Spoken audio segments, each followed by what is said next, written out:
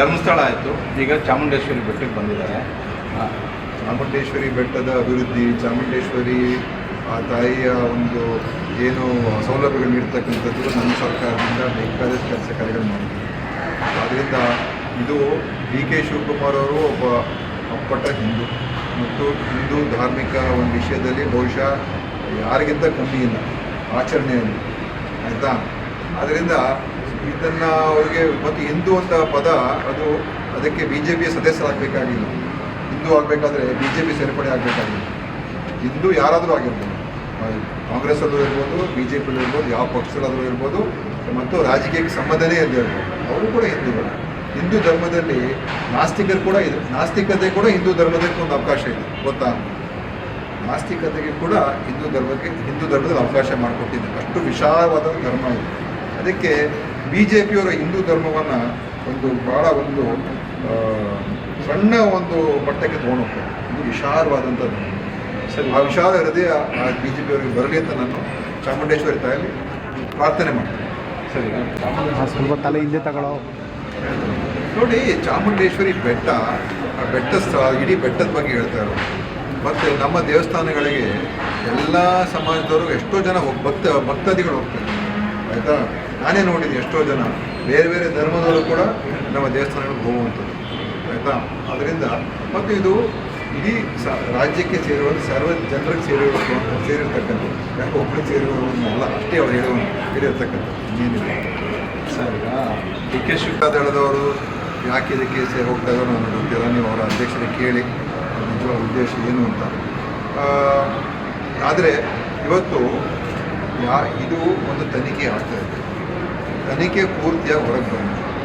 ಅಲ್ಲಿವರೆಗೂ ನಾನು ಒಬ್ಬ ಸಚಿವನಾಗಿ ಸರ್ಕಾರದಲ್ಲಿ ಇಟ್ಕೊಂಡು ನಾನು ಬೇರೆ ಥರ ಹೇಳೋಕ್ಕಾಗೋದು.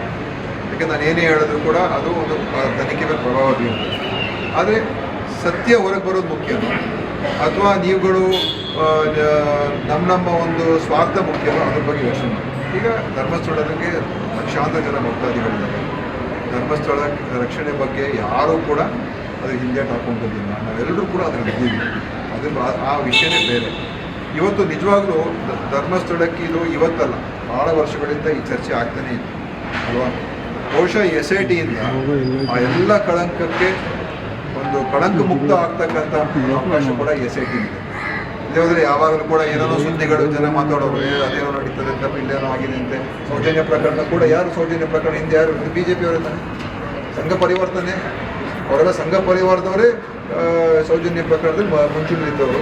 ಈ ಒಂದು ಇದರಲ್ಲೂ ಕೂಡ ಅವ್ರುಗಳೇ ಎಷ್ಟೋ ಜನ ಮುಂಚೂಣಿಲಿದ್ದಾರೆ. ಸಂಘ ಪರಿವಾರ ಸದಸ್ಯರುಗಳು ಕೂಡ ಈ ಒಂದು ಧರ್ಮಸ್ಥಳದ ವಿಚಾರದಲ್ಲಿ ಈ ಏನು ಆರೋಪಗಳು ಬಂದಿದೆ ಅವರು ಕೂಡ ಮುಂಚೂಣಿಲಿದ್ದಾರೆ. ಹಿಂದೂ ಜಾಗರಣ ವೇದಿಕೆಯವರೆಲ್ಲ ಮುಂಚೂಣಿಲಿದ್ದಾರೆ.